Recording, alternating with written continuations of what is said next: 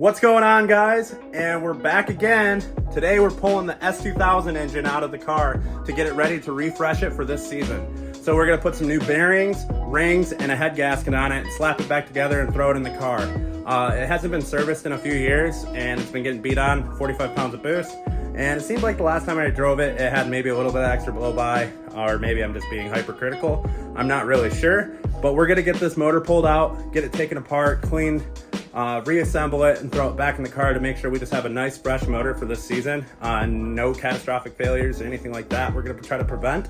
So let's just get to it.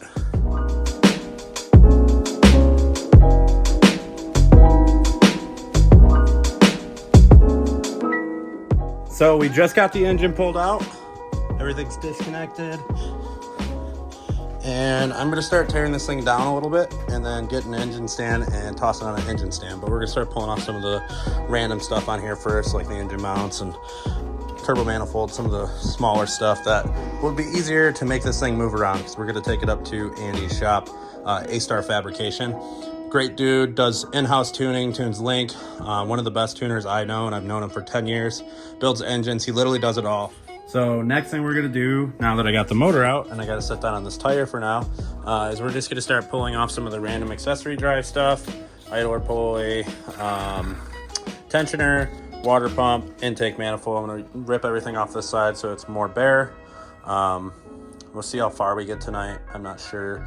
I'm eventually gonna be taking apart the head, pulling the head off that block so it's easier to transport up to Andy's and clean it, put it all back together.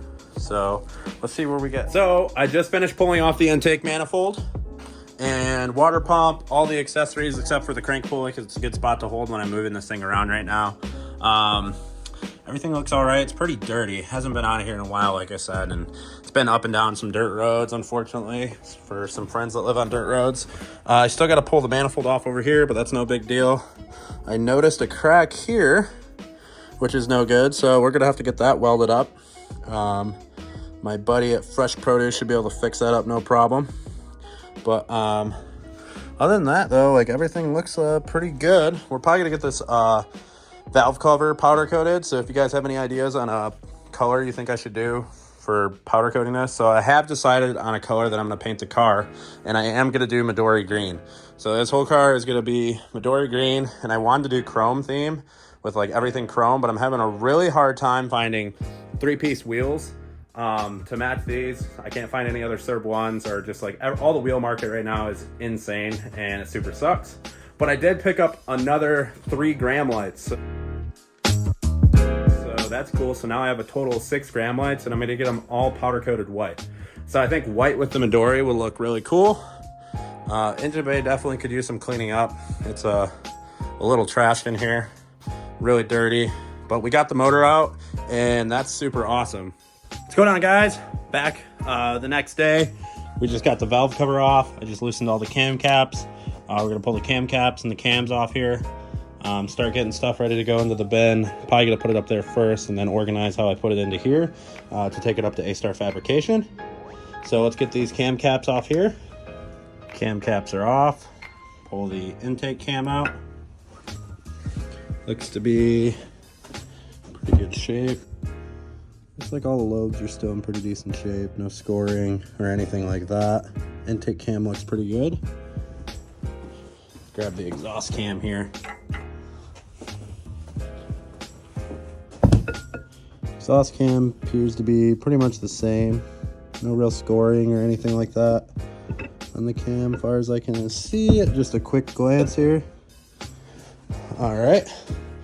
So next, we're gonna pull off the timing stuff, timing gear, timing chain, things like that. Take off the front timing cover, get this crank pulley off here as well. Let's get to it. We're about to try to get the crank pulley bolt off with the Milwaukee here. Let's hope this thing's got enough. Wrong way. Look at that. Came out nice and easy. That's rare on these Hondas. These things usually like to be stuck on here. So let's grab the crank pulley, give it a little shake. No problem. Throw the bolt back in here so I don't lose it. I need to organize this stuff a little better. I've been kind of throwing stuff on this cart as I'm taking it apart. Now we're gonna get this timing cover off here. There's actually 2 bolts for the timing cover through the oil pan, or 4 bolts, sorry. So we just pulled the VTEC solenoid off the block here. This is what makes all the VTEC noises, power, you know. And we got all the bolts out of the front of the timing cover. These 2 bolts that you see right here are actually for a water pipe that goes across. So those don't actually hold the timing cover to the actual engine itself. I'm probably gonna have to wait till I get an engine stand because there is 4 bolts on the bottom down here. And I'm just trying to get this thing disassembled enough to where I can get it to A-Star Fabrication. So we should be able to pull the head after I take the timing chain tensioner off here. We can pull the gear out, pull the rocker assembly out of here so we can get to the head studs and then start breaking free the head studs. Getting ready to pull the timing chain tensioner out of the block. Give it some twists. And it's out. Timing chain tensioner is out. I'm gonna throw it in the bag with the 2 bolts that hold it in. So timing chain or timing gear is out. I just got the chain sitting right there. So when I can pull the head. Next, we're just gonna get these rocker assembly off of here so we can get to the head studs under here. These beautiful inline pro head studs. Holding all the boosts. Held 45 pounds for 3 years with a stock head gasket. And I tell you what, these head studs right here are part of the whole reason this thing will actually hold boost for long periods of time. That and an OEM head gasket. Do not ever use anything but an OEM head gasket on a S2000 motor. F20C, F22C, OEM head gasket is the move. I've never ever had an issue with blowing a head gasket before with the OEM head gasket. So that's what I'm always gonna recommend to anybody building one of these motors. Make sure you order an OEM head gasket. It sounds crazy, but they hold a lot of power. All right, so now we got the rocker assembly out. A little bit of residual oil sitting in here, and now we're gonna need a 12-point 14mm socket to get these head studs off. And when you're doing this, with the cam caps, I didn't say this, but you should like kind of do them in a reverse order of how you tighten them from the sequence, just so it makes sure nothing binds or breaks anything, because there's, you know, a lot of stress forced down on the components in the engine. So you kind of just want to take them at an even, loosen them from like an even way that you originally tightened them. So like I'm gonna start in the inner and start working my way out. So now we got all the head studs out. Next thing we need to do is just get the head off of here. So there's gonna be a little prying point right in the front of the head here you can pry from, and then one on the back side over here. You're not gonna wanna pry too hard, just kind of wiggle back and forth to get it broke free a little bit off the dowels. And then we're gonna pull this thing off here right now.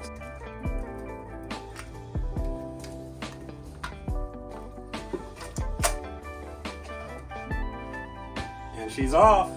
So the head gasket here, not exactly sure what that is. Oh, it's actually just Honda Bond. Somehow a little bit of Honda Bond crushed over from the timing cover into there.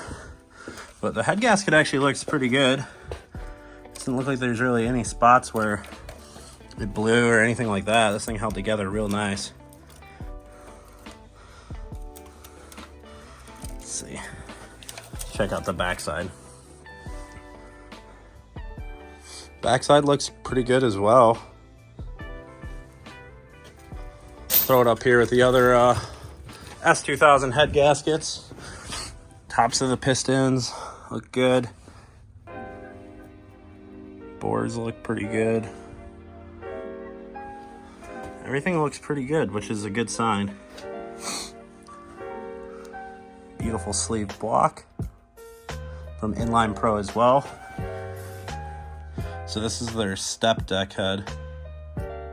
As you can see on there, there's kind of a little bit of a step deck, a little bit of a lift, so the head gasket crushes down on this instead of like an O-ring design. A lot of people with high boost applications will use like an O-ring, and this is alternative to not having to O-ring your block every time. So pretty much got most of the stuff apart, at least that I'm gonna get done tonight. So we got the head off. Head sitting right there.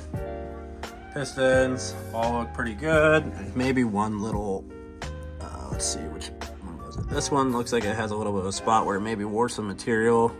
You can feel it just ever so slightly, so this might need a little bit of a hone.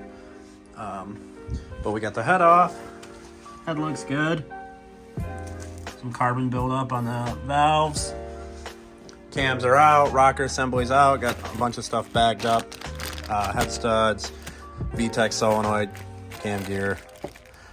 So we're gonna call it a night. So we got all the timing components off, timing chain, everything. Pulled the oil pan off, and we found a surprise. Appears to be maybe like metal shavings or aluminum shavings. Not exactly sure. They break apart fairly easy, but this is never a good sign to see inside your engine bay or inside your oil pan. So, all right, so we pretty much got everything disassembled. We got the girdle off the engine here. Bearings definitely have some wear on them, which is expected. They don't look the best, they don't look the worst. Same with these ones. Obviously some oil residue on there still. And the cylinder walls actually all look pretty good, which is a good sign. A little bit of surface rust, which is no big deal. This one has a little bit of a spot where it looks like something might have got drug across the wall. The rest all look pretty good. Pistons all look pretty good. The bearings and the pistons are subpar. This is the piston that looks like something got stuck in the bore with it. So let's hope we don't need to replace this piston because it kind of looks like the ring's crushed in there in the center. So this might not be savable, or we might be able to file that down possibly. We'll have Andy take a look at it and he'll be able to tell us. But look at these beautiful Inline Pro rods. These are custom CP pistons, by the way. And yeah, crank looks all good. All the journals look good on there. It's a good sign. So probably gonna close this video out here. I'm gonna take this stuff up to Andy's, get it all jet washed, and start taking a better look at everything and start ordering some more parts, because I'm gonna need to get some random seals like off the timing cover here, and just some other parts, rear main seal, a few different things. But I'll catch you guys soon. Have a good one.